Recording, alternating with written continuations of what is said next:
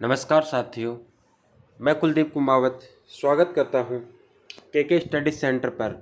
साथियों, आज हम उपस्थित हुए हैं नेट का जो पाठ्यक्रम है उसी पाठ्यक्रम के सिलसिले को आगे बढ़ाते हैं। हम जो हिंदी कविता का जो भाग था उसको अपन पढ़ रहे थे, जिसमें अपन ने बिहारी है उसको पढ़ लिया था। इसके अलावा सुदामा पांडे धूमिल है उसको पढ़ लिया था। और आज अपन पढ़ने जा रहे हैं भवानी प्रसाद मिश्र की गीत फरोश कविता।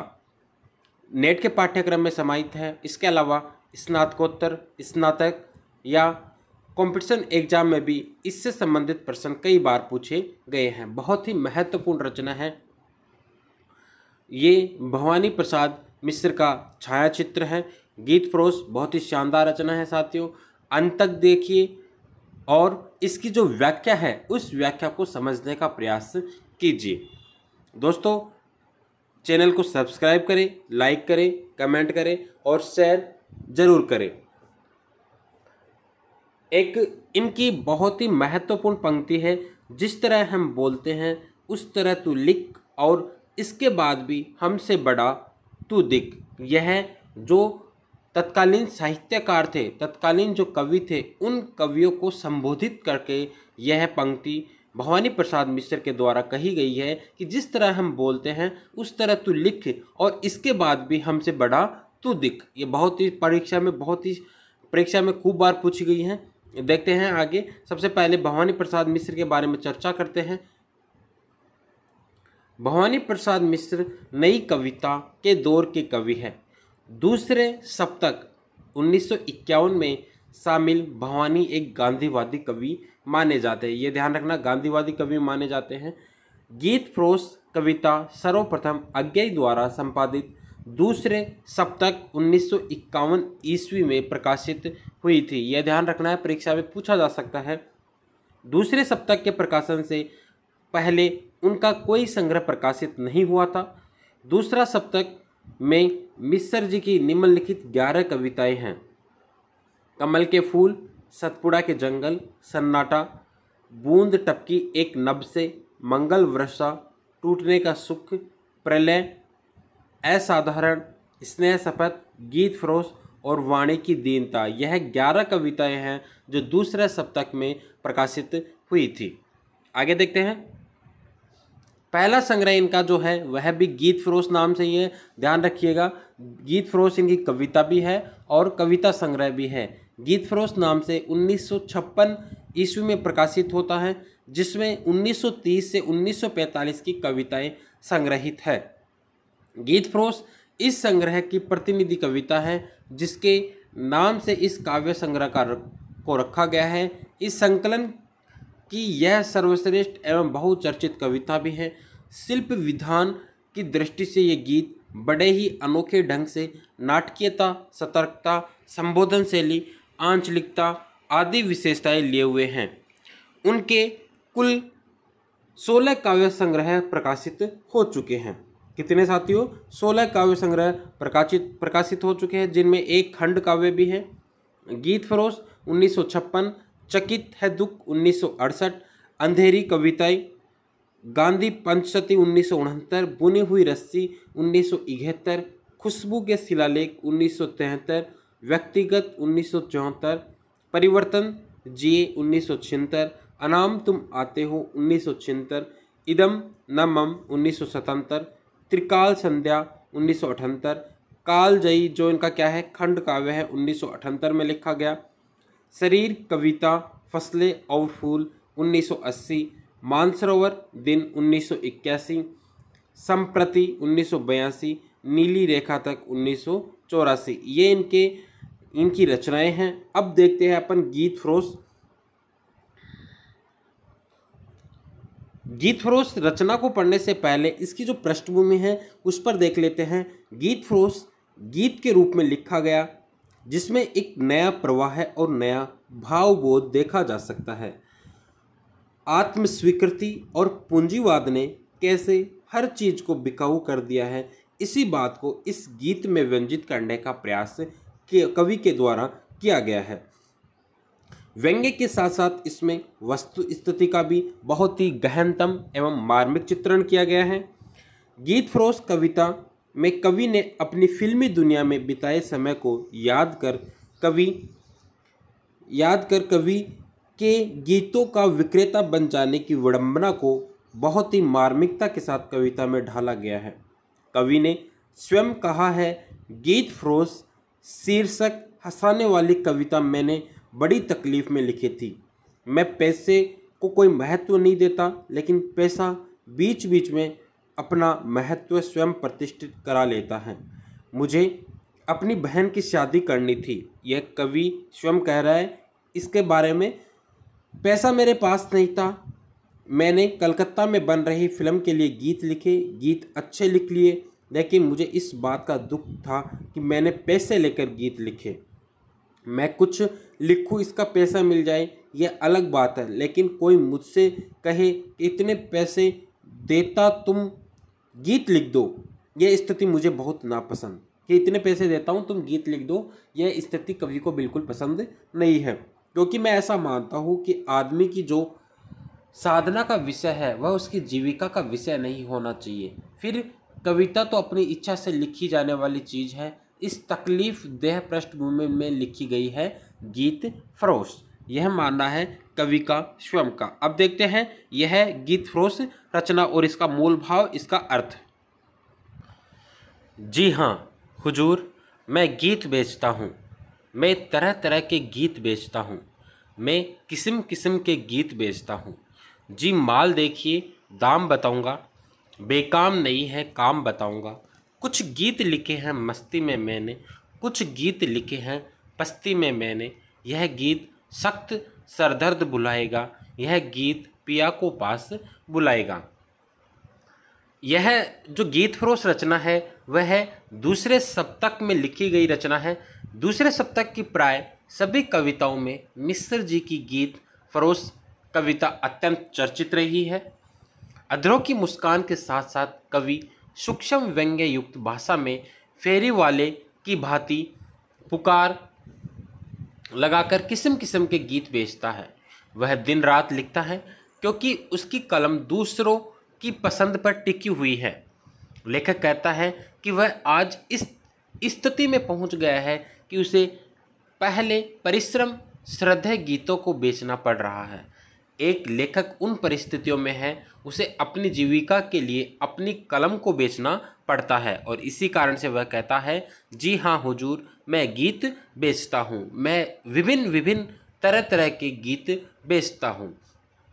कविता में कहा गया है कि यह पूंजीवाद का दौर है जो सभी को उपभोक्तावादी बना दिया है, जहाँ हर चीज़ बिकाऊ है।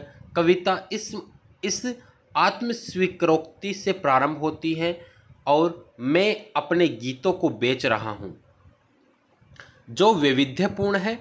कवि कहता है, पहले गीत देख लीजिए, जी माल देखिए दाम बताऊंगा, कि पहले गीत सुन लीजिए, देख लीजिए, उसके बाद में मैं आपको दाम भी बता दूंगा।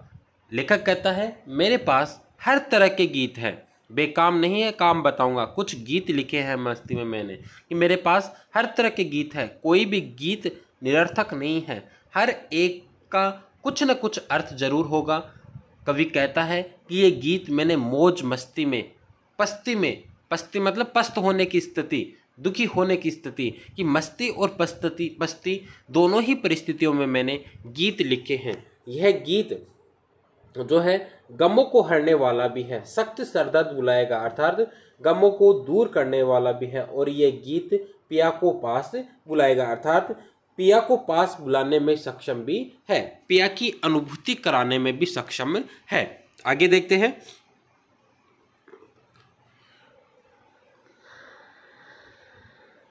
जी पहले कुछ दिन शर्म लगी मुझको, पर बाद में अकल जगी मुझको। जी लोगों ने तो बेच दिए ईमान, जी आप न हो सुनकर ज़्यादा हैरान।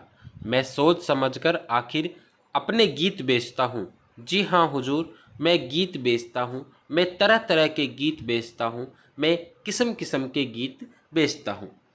गीत इसमें कहते हैं, यह गीत लेखक की रचना है, इसलिए उसे इसे बेचने में शर्म भी आती है। कहा जा रहा है कि पहले कुछ दिन शर्म लगी मुझको, कि कुछ दिन तक लेखक को, कवि को शर्म लगी, परंतु अब वह उसके महत्व को अच्छे से समझ चुका है कि पर बाद में अकल जगी मुझको, अर्थात गीतों का जो महत्व है, उसका जो सार्थकता है, उन सार्थकता को कवि आसानी से समझ चुका है। उसे याद आता है कि लोग तो अपना ईमान तक बेच दे रहे हैं, कि लोगों ने तो बेच दिए ईमान, कि लोग तो अपना ईमान तक बेच देते हैं। जी, आप न हो सुनकर ज़्यादा हैरान, लेकिन आपको यह बात सुनकर ज़्यादा हैरान नहीं होना चाहिए। मैंने बहुत सोच समझकर अपने गीत बेचने का निर्णय लिया है। मैं सोच समझकर आखिर अपने गीत बेचता हूँ।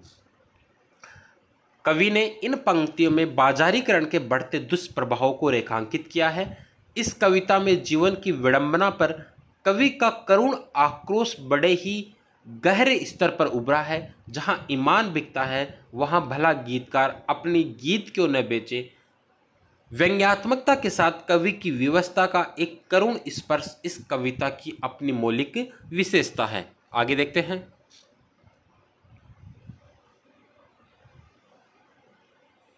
यह गीत सुबह का है, गाकर देखे। यह गीत गजब का है, ढाकर देखे। यह गीत जरा सूने में लिखा था। यह गीत वहाँ पुणे में लिखा था। यह गीत पहाड़ी पर चढ़ जाता है।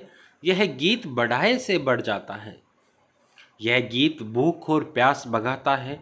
जी, यह मसान में भूख जगाता है। यह गीत भुआली की है हवा हुजूर। यह गीत तपेदिक की है दवा हुजूर। जी, और गीत भी है, दिखलाता हूँ। जी, सुनना चाहे आप तो गाता हूँ। जिस तरह कोई विक्रेता होता है जो अपने सामान की विभिन्न तरह की अनेक सुंदर सुंदर विशेषताएं बताकर उस सामान को बेचता है, उसी प्रकार कवि भी अपनी इस गीत की विभिन्न तरह की विशेषताएं बताकर लोगों को आकर्षित करता है, और जो बाजारीकरण का दुष्प्रभाव है उसकी तरफ उन्हें मोड़ता है, या उसके दुष्प्रभावों को बताने का प्रयास करता है। क्या कहा जा रहा है कि कवि बता रहा है गीत की विशेषता, कि यह गीत सुबह का है, यह गीत सुबह का है, यह गीत शाम का है, सुख का गीत है, दुख का गीत है, यह विभिन्न गजब गजब के गीत हैं।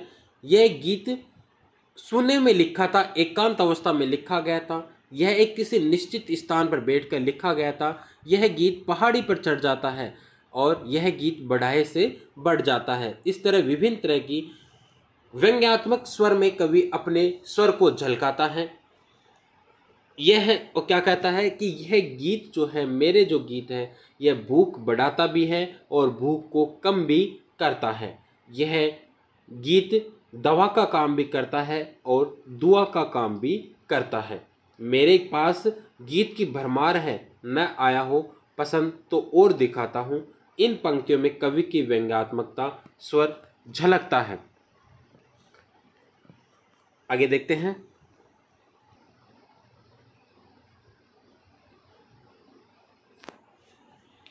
जी, छंद और बेछंद पसंद करें। जी, अमर गीत और ये जो तुरंत मरे, ना बुरा मानने की इसमें क्या बात। मैं पास रखे हूँ कलम और दावात, इनमें से भाई नहीं नए लिख दूँ।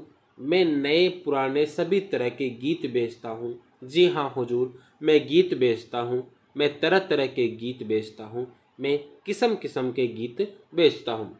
कवि एक अनुभवी व निपुण व्यवसायी लहजे में अपने ग्राहकों को संबोधित करते हुए कहता है कि यदि ये गीत पसंद न आ रहे हो तो मेरे पास और भी गीत हैं जिन्हें मैं दिखला सकता हूँ।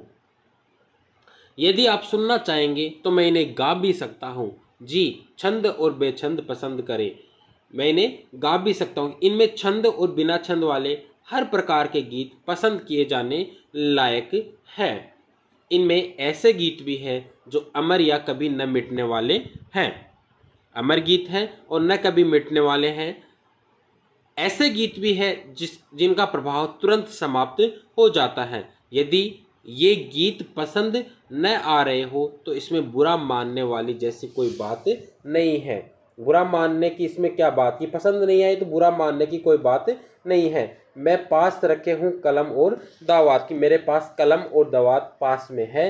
यदि आपको अच्छे नहीं लगे हैं तो मैं अभी और नए गीत लिख देता हूँ, और यदि नए गीत नहीं चाहिए तो मैं पुराने गीतों को भी लिख सकता हूँ, पुराने गीत भी बेचता हूँ, वह भी मैं आपको सुना सकता हूँ।